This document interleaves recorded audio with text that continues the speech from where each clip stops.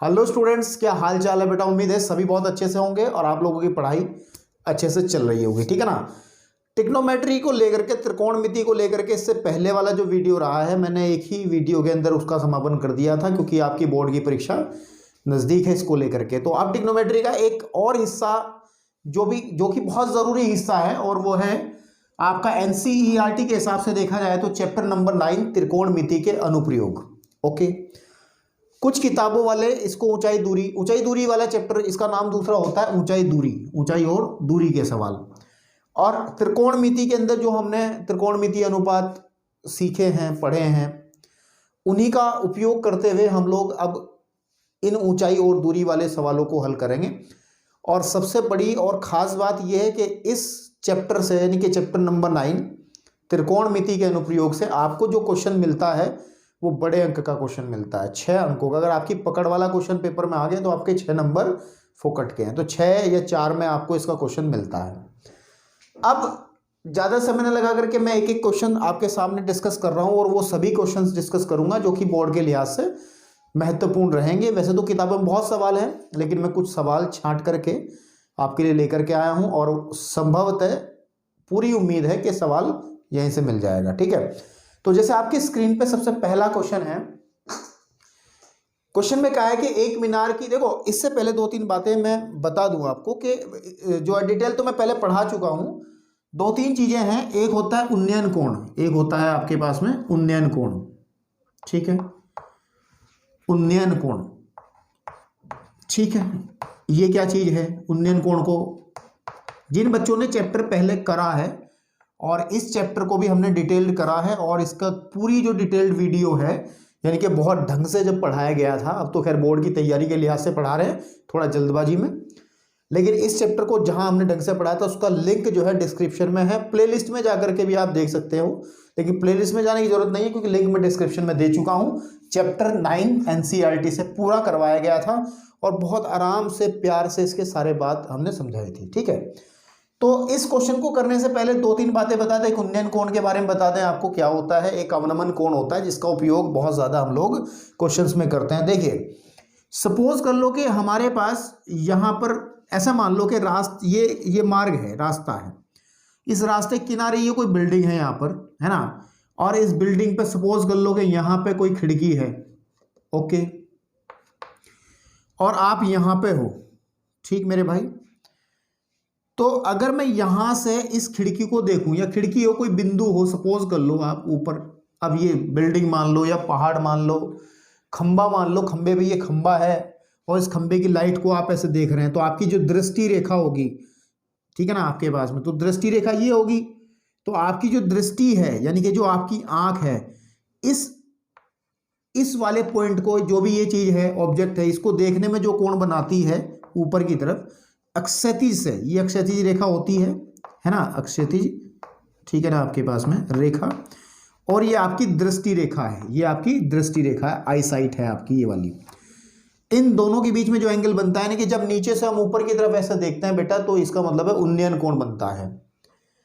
इसके विपरीत अगर दूसरी बात करें कि अगर सपोज कर लो आप जो है, आप खुद किसी मकान की छत पर यहाँ बैठे हैं और यहाँ से इस जमीन पर किसी चीज को आप देख रहे हैं, इस तरीके से लाइन सीधी, ये दृष्टि रेखा ये बन गई, तो फिर आपका अक्षैतिज से कोण क्या बनेगा? फिर आपको क्षैतिज रेखा, यहाँ पे तो हमने सीधी ये खींची गई थी, लेकिन यहाँ पर फिर क्षैतिज रेखा ये बनेगी, और ये जो एंगल बनेगा क्षैतिज का मतलब बिल्कुल भूमि के समांतर, इसके समांतर, तो फिर ये जो कोण बनेगा ये बनेगा अवनमन कोण। क्या बनेगा? अवनमन कोण, ठीक है। इन चीज़ों को मुझे लगता है सब जानते हैं, अच्छे से पहचानते हैं, तभी आप लोग बोर्ड की परीक्षा के लिए तैयार हो। लास्ट महीना चल रहा है, और अगर ये चीज़ें आपने पहले नहीं पढ़ी हैं तो भाई चिंता का विषय है, अभी भी समय है। जाओ और चैप्टर को 1 या 2 वीडियो है सिर्फ डिटेल से देख लो जाकर, ज़्यादा भी ना देखो। जो डिटेल्ड वीडियो है उसका पहला वीडियो देख लो, सिर्फ ऊंचाई दूरी का पहला वीडियो देख लो, और पहले वीडियो का भी 15 मिनट का जो पहला पार्ट है ना, उसके अंदर मैंने ये सब चीज़ें बड़े प्यार से और आराम से समझाई हैं। और अगर ये चीज़ें आपको समझ में आती हैं तो फिर क्वेश्चंस की भाषा आपको समझ में आएगी, क्वेश्चन को करना आपको आसान लगेगा, ठीक है। तो जैसे इस सवाल की हम लोग बात करें, उन्नयन अवनमन कोण हमने बताए हैं आपको भी, लेकिन चलिए अब क्वेश्चंस में भी डिस्कस होते रहेंगे। जो पहला क्वेश्चन आपकी स्क्रीन पर लिखा है उसमें कहा है कि एक मीनार की ऊंचाई 20 मीटर है, जमीन पर बनने ठीक है ओके, जमीन पर बनने वाली इसकी छाया की लंबाई 20√3 है, तो सूर्य का अवनमन कोण उन्नयन कोण ज्ञात करो। मतलब क्या है, देखिए सपोज कर लो ये हमारी भूमि है क्षैतिज है, यहां पर हमारे पास कोई मीनार है। अब मीनार को ऐसा तो नहीं हम बना के दिखाएंगे, उसकी ईंटें भी दिखाएंगे सब चीज, तो मीनार को तो हमने उसकी ऊंचाई के लिहाज से हमने ये मीनार बना ली, ठीक है। तो जब ये मीनार बनी है तो इस मीनार की परछाई कब पड़ी होगी, जब इधर सूर्य होगा यहाँ पे कहीं, समझ में आ रही बात, ओके। और यहां से सूर्य की वजह से इसकी परछाई जमीन पे पड़ेगी। तो भाई साहब ये कह रहे हैं कि इसकी ऊंचाई जो है, ये जो मीनार है, सपोज कर लो ये जो मीनार है ये हमारा ए बी कोई मीनार है, ए बी कोई मीनार है, और जिसकी जो ऊंचाई है वो 20 मीटर है, इसका मतलब ये वाला हिस्सा उसका 20 मीटर है, ठीक है बेटा। और परछाई तो ये पड़ेगी ना, इस पॉइंट को आप सी कह लो, और ये इसकी परछाई है। उसने कहा है इसकी छाया, छाया या परछाई एक ही बात होती है, वो 20√3 मीटर की है, यानी कि ये वाला जो हिस्सा है वो 20√3 मीटर का है। तो मेरे को पूछ रहा है कि सूर्य का उन्नयन कोण, इसका मतलब ये वाला कोण, उन्नयन कोण तो यही होगा जो ऊपर की तरफ देखेंगे, तो मेरे को ये कोण ज्ञात करना है। इस कोण को सपोज कर लो थीटा है, क्या है, थीटा है। तो मेरे को ये थीटा निकालना है, इस कोण की माप निकालनी है, बड़ी आसानी से निकालेंगे। बस इन सवालों को करने से पहले यही चीज आपको ध्यान देना है कि कौन सा त्रिकोणमितीय अनुपात काम में आएगा। आपके पास 6 त्रिकोणमितीय अनुपात होते हैं, sine cos tan cot sec cosec, है ना, उनमें से कौन सा काम में आएगा। और ये कैसे पता चलेगा, आप लोगों को देखना पड़ेगा कि किस किस भुजा का जिक्र हुआ है।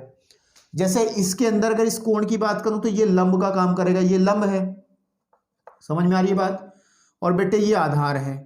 तो अगर थोड़ा ध्यान दिया जाए, अगर ध्यान दिया जाए, पहले 3 से ही बात कर लो कि जो साइन है, कोस है और टेन है, इसका फॉर्मूला तो होता है लंब बटे, सही से लिख के बता दे तो कोई दिक्कत तो होगी नहीं, मैं सही से लिख के बता देता हूं, है ना।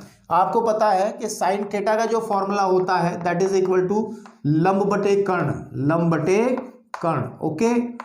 और कॉस थीटा का जो फॉर्मूला होता है वो होता है आधार बटे कर्ण, बिल्कुल ठीक है नहीं, ये चीज हमने बताई थी। और जो टेन थीटा का फॉर्मूला बेटा होता है वो होता है लंब बटे आधार।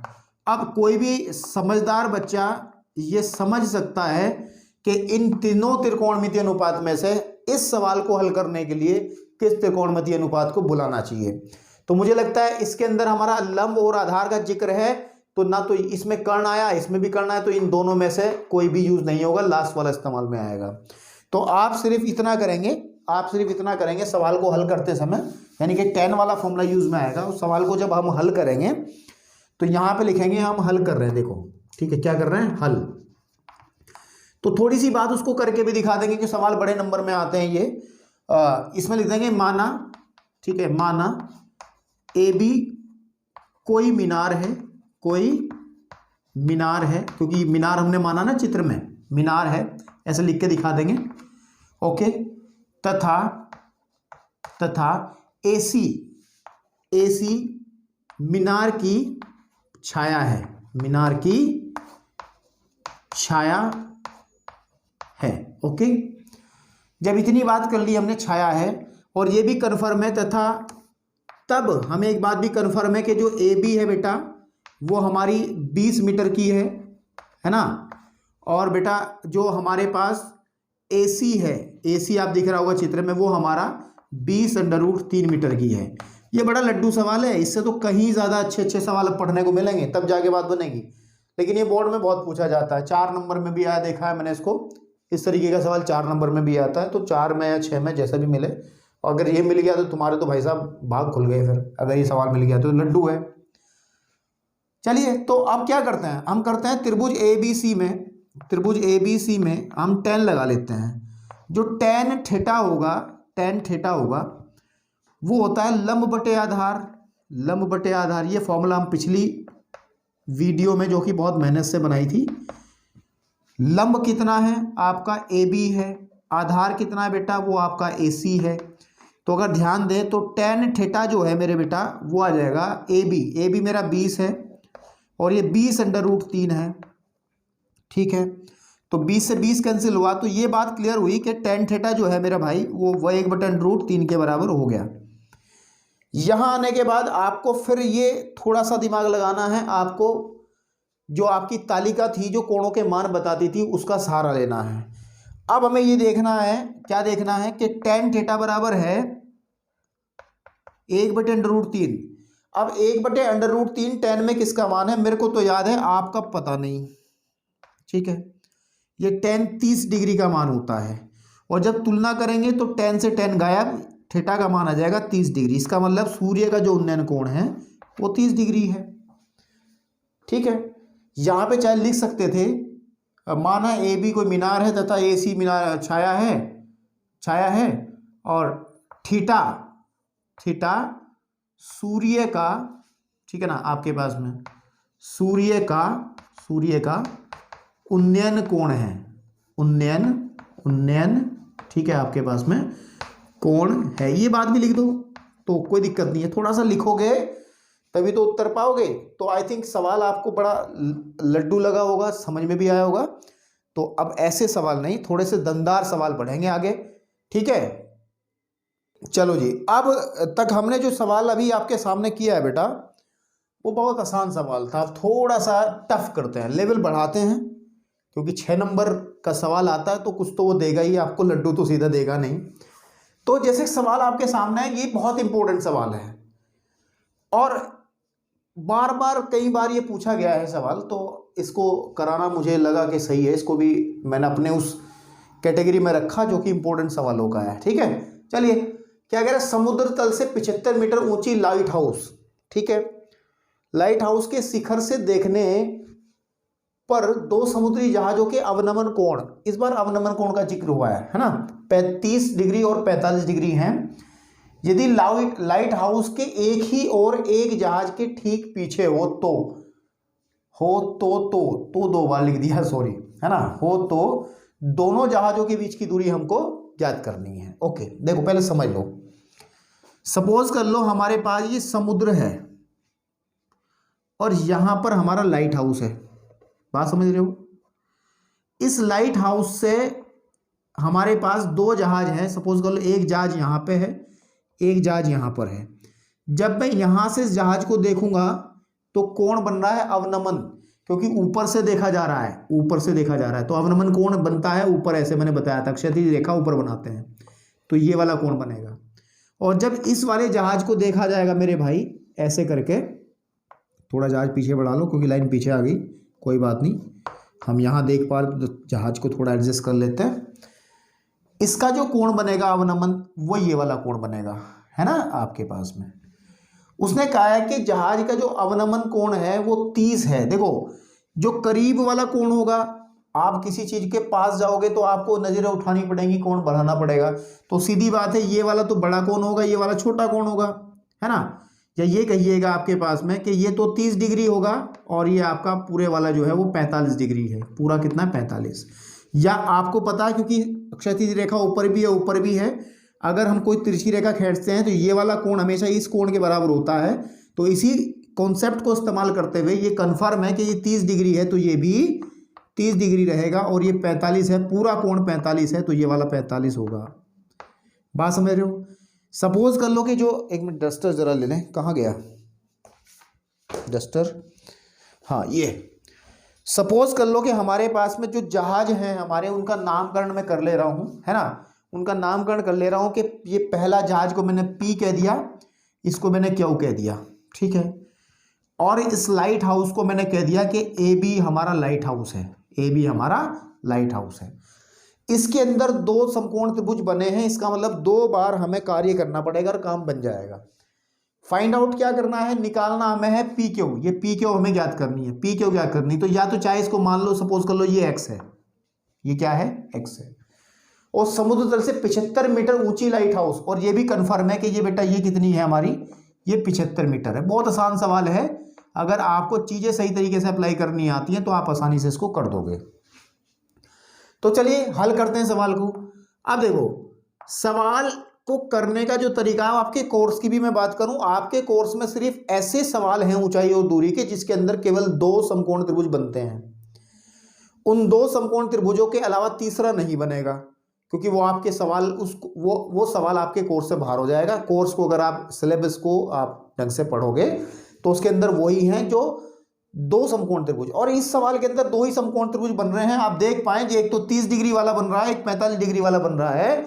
तो बस मेरे भाई इतनी बात ध्यान रखनी है कि एक बार दोनों समकोण त्रिभुजों में बारी बारी से आपको त्रिकोणमितीय अनुपात लगाना है, दो समीकरणें बनानी है और उनसे एडजस्टमेंट करके थोड़ा सा अपनी बुद्धि का प्रयोग करके आपको जो वो आंसर पूछ रहा है वो निकाल देना है, जैसे मैं भी करूंगा आपके सामने। सबसे पहले मैं त्रिभुज जो ले रहा हूं, त्रिभुज मेरा जो है 45 डिग्री वाला बी क्यू ए है ना, बी क्यू ए में, बी क्यू ए, ठीक है में। अब मैं वही बात करूंगा, हमें इसकी तो कोई लेनी देना है नहीं इससे, हमें है ना, हमें तो सिर्फ इसकी बात करनी है, उनकी बात करनी। तो ये इसकी और इसकी बात कर रहे हैं, तो लंब और आधार की बात हो रही, तो लगा लो कि हम क्या लगा लेंगे इसमें कि टेन थीटा बराबर, टेन थीटा की जगह आ जाएगा 45 डिग्री। समझ में आ रही है बात? टेन 45 डिग्री बराबर आ जाएगा लंब, लंब बटे आधार, ए बी बटे लंब बटे आधार, ए बी बटे ए क्यू। आप एक काम कर लो, ए क्यू को आप कुछ मान लो, इसको आप कह लो वाई है, इसको क्या कह लो वाई है, इस वाले को एक्स कह लिया, पी क्यू को हमें निकालना क्या है, हमें निकालना क्या है, एक्स निकालना है।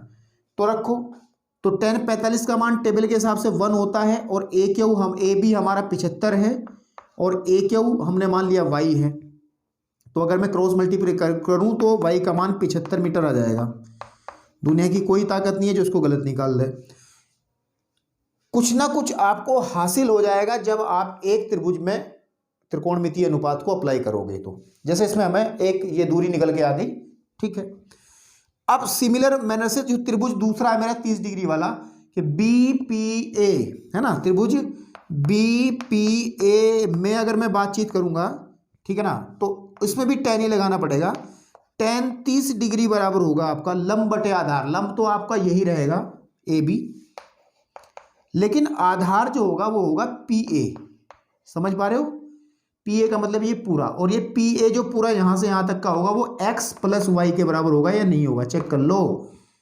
थोड़ा और ढंग से लिखना चाहते हो तो ऐसा लिख लो कि टेन 30 का मान होता है 1/√3। ये आपको याद हो गया होगा अगर आप बोर्ड की तैयारी में सीरियस हो तब।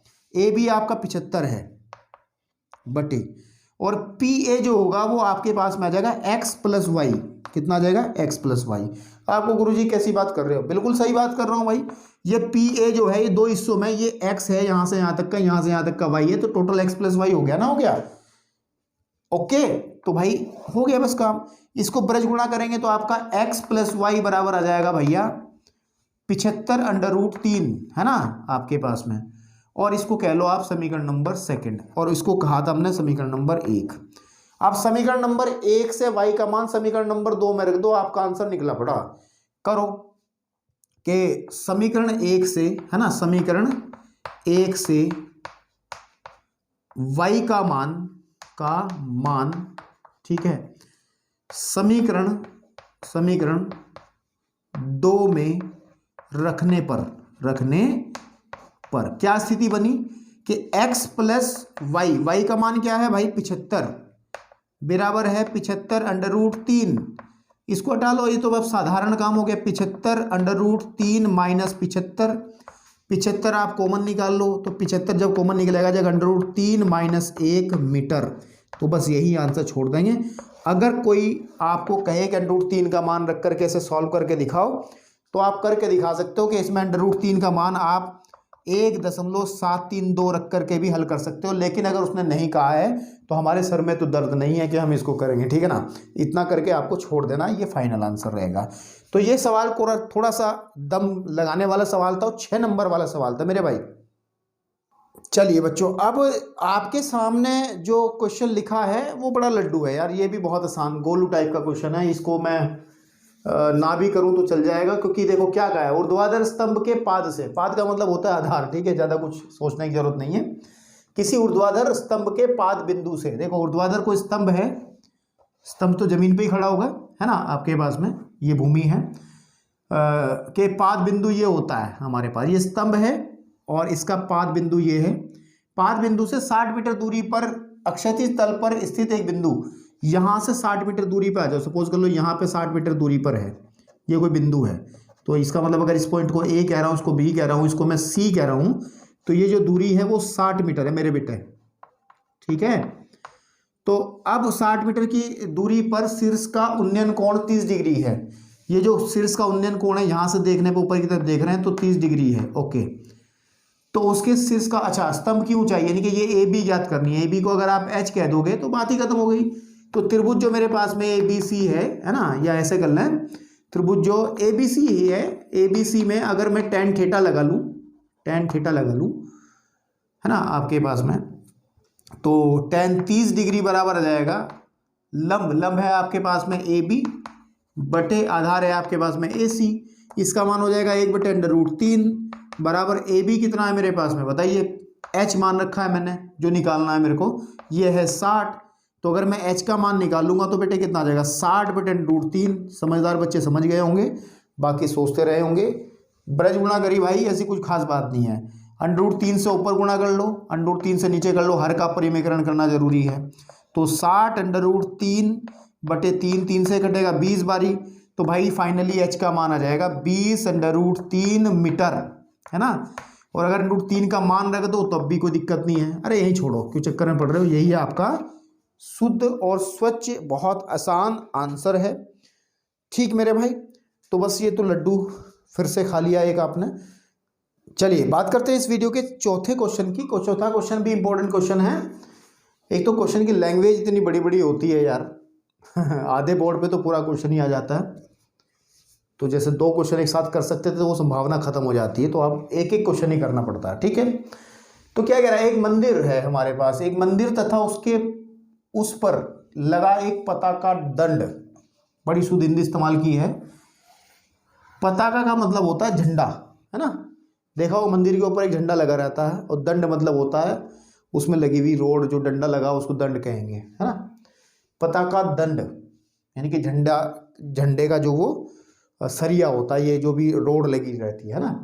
अक्षैतिज भूमि के किसी बिंदु पर 30 डिग्री और 60 डिग्री के कोणांतरित करते हैं, ओके, ठीक है। चलिए,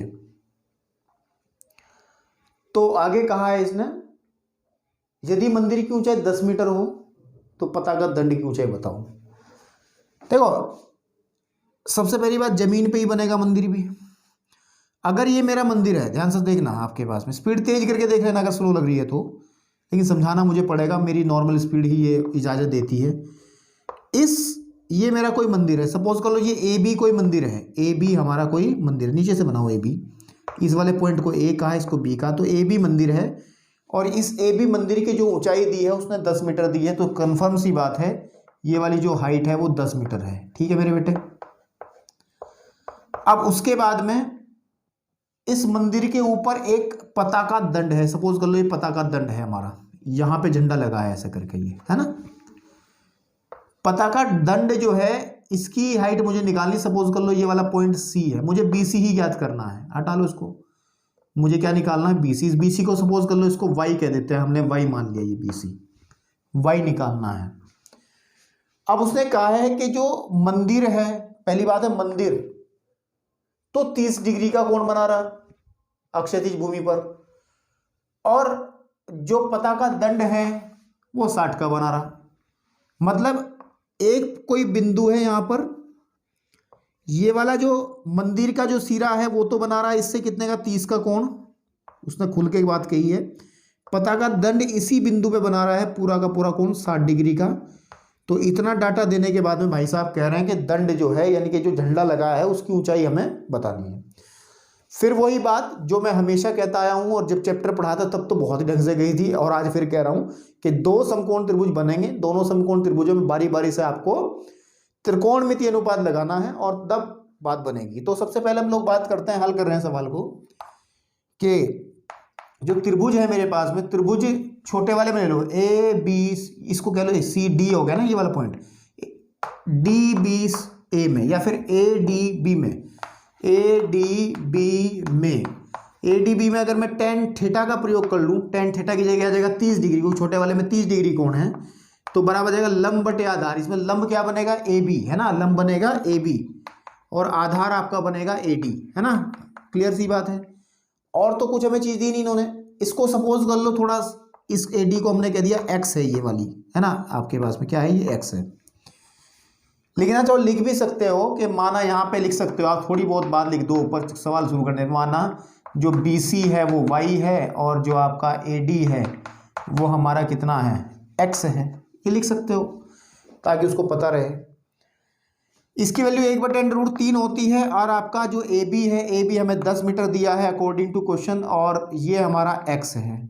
तो क्रॉस मल्टीप्लाई अगर कर लें तो x का मान आ जाएगा 10√3। कुछ ना कुछ तो हासिल हो ही जाता है, इसको 1 बना के छोड़ दें।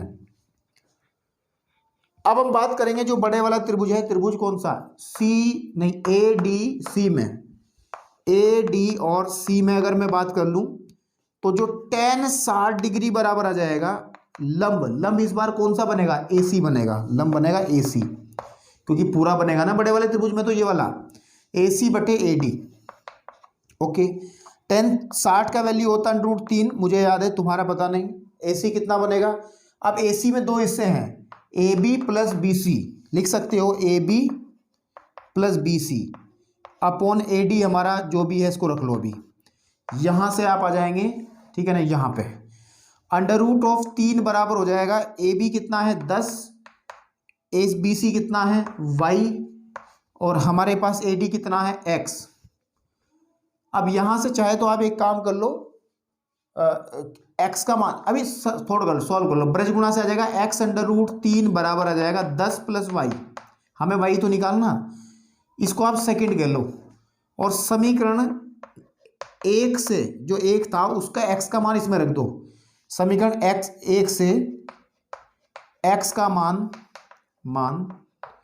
समीकरण आप किस में रख दोगे, 2 में, है ना, रख दोगे तो आ जाएगा 10√3 गुणे √3 बराबर 10 प्लस y। ठीक है मेरे भाई, तो ये आ जाएगा हमारे पास में 30 बराबर 10 प्लस y, 10 को उधर फेंक दो तो 30 माइनस 10 बराबर y। तो दूसरे शब्दों में कहें, सीधे शब्दों में, कि y का मान आ जाएगा 20 मीटर। चेक कर लो कितना आ जाएगा, 20 मीटर। तो यही आपकी इसकी ऊंचाई बनेगी 20 मीटर। आसानी से आपने फटाफट स्क्रीनशॉट ले यार इनका क्वेश्चंस का, फिर हम और भी क्वेश्चंस करने हैं बहुत सारे आज इसमें। चलो जी, इस सवाल को देखते हैं भाई। सवाल नंबर 5 है, और इस 5वें सवाल के साथ ही इस वीडियो का समापन करूंगा। इसके बाद एक वीडियो और आएगी, और उस वीडियो के अंदर बड़े ही दमदार सवाल हैं। लगभग 10 सवाल मैंने इस चैप्टर से निकाले हैं, 5 इस वीडियो में हो जा रहे हैं। अगर मैं लंबी वीडियो बनाता हूँ तो फिर शिकायत रहती है बच्चों की, सर इतनी लंबी वीडियो नहीं, मतलब दिक्कत करती है, फिर समय लगता है देखने में। तो एक क्वेश्चन है 5वां, तो 5वें क्वेश्चन के अंदर हमें कहा है कि 1500√3 किलोमीटर नियत दूरी ऊंचाई पर उड़ते हुए एक वायुयान का बिंदु A से उन्नयन कोण 60 डिग्री है। देखो सपोज कर लो ये हमारी पृथ्वी है, पृथ्वी मतलब भूमि है, और यहां पर कोई बिंदु है हमारा A, यहां मेरा कोई जहाज उड़ रहा है, सपोज कर लो। इस जहाज को आप कुछ भी कह लो, अभी कुछ भी अभी बना लें पहले। फिर अभी इसका जो कोण है, उन्नयन कोण जो है वो 60 डिग्री है, यही तो बात कही उसने। चेक कर लो कि, और इसकी जो हाइट है, इस जहाज की जो हाइट है, ये वाली जो हाइट है मेरे भाई, ये वाली, ये है 1500√3 किलोमीटर में है, ये बहुत ऊपर है। इसका मतलब इसका यहाँ से उन्नयन कोण 60 डिग्री है। लेकिन भाई साहब ऐसा कुछ हुआ कि 15 सेकेंड बाद ये सीधा यहाँ पहुँच गया। 15 सेकेंड बाद सपोज कर लो वो यहाँ आ गया इस पॉइंट पर। ऊंचाई तो उसकी सेम ही रहेगी, है ना, आपके पास में, लेकिन उसका जो कोण है, उन्नयन कोण, ये वाला जो कोण है बेटा, ये वाला कोण पहले तो पूरा 60 बन रहा था, लेकिन ये वाला कोण अब कितने का बन रहा है, 30 का बन रहा है। समझ में आ रही है बात। तो मेरे को कह रहा है कि वायुयान की गति ज्ञात करो। 15 सेकेंड बाद की बात है ये, यहां से यहां जाने में उसको समय लगा 15 सेकेंड।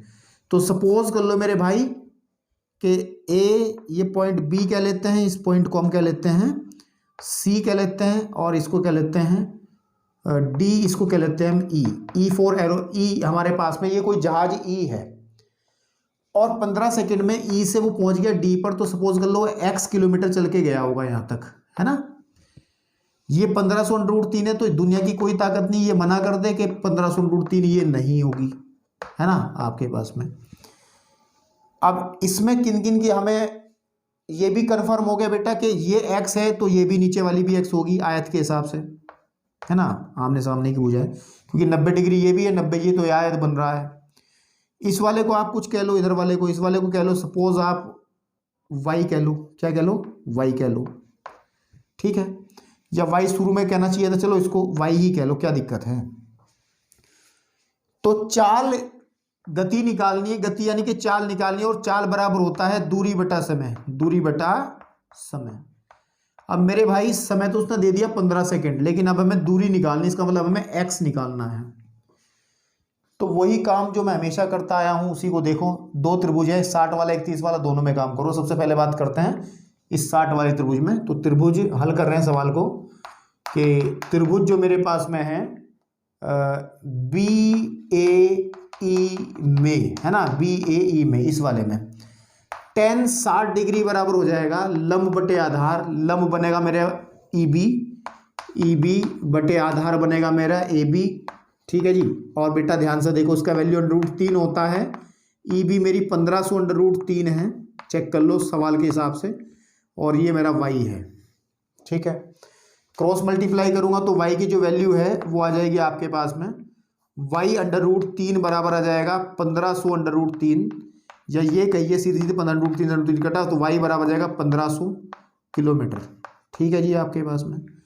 इसको एक बना के दे छोड़, बाद में देखते हैं क्या होगा। अब त्रिभुज जो मेरा 30 डिग्री वाला है DAC में बात कर लो, DAC, इसमें भी आप बात करोगे तो tan 30 डिग्री बराबर होगा लंब बटे आधार, लंब बनेगा DC बटे आधार बनेगा AC, चेक कर लो। 30 डिग्री वाले कोण में ये लंब बनेगा ये वाला, और ये पूरा का पूरा आधार बनेगा।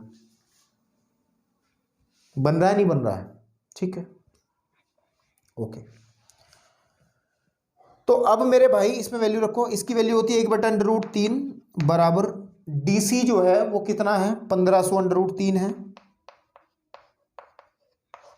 लेकिन AC जो पूरा है AC वो AB प्लस BC है ना, यानी कि y प्लस x, ठीक है।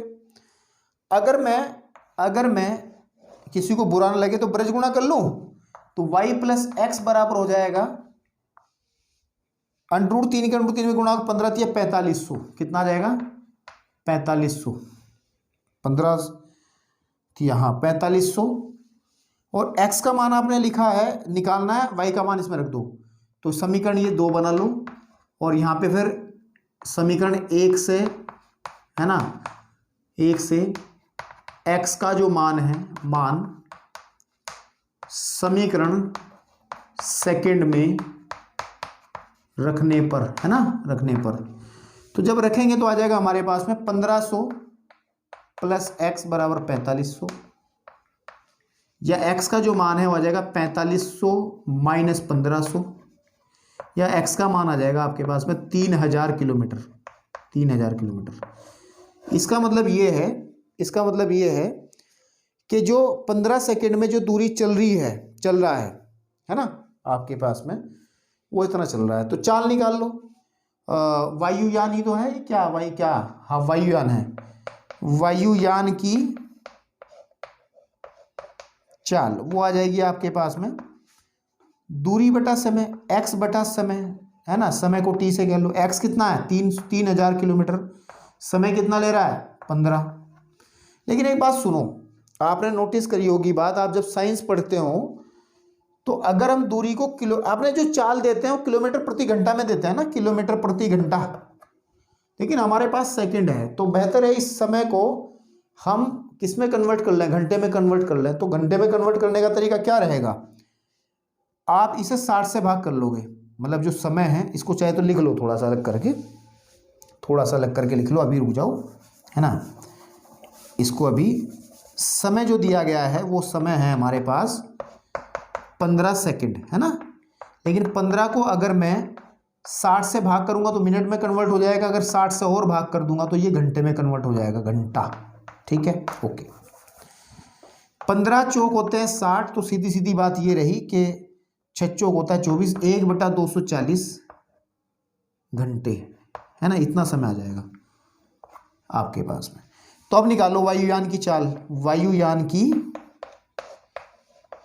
चाल या गति, है ना, आपके पास वो है दूरी बटा समय, x बटा समय।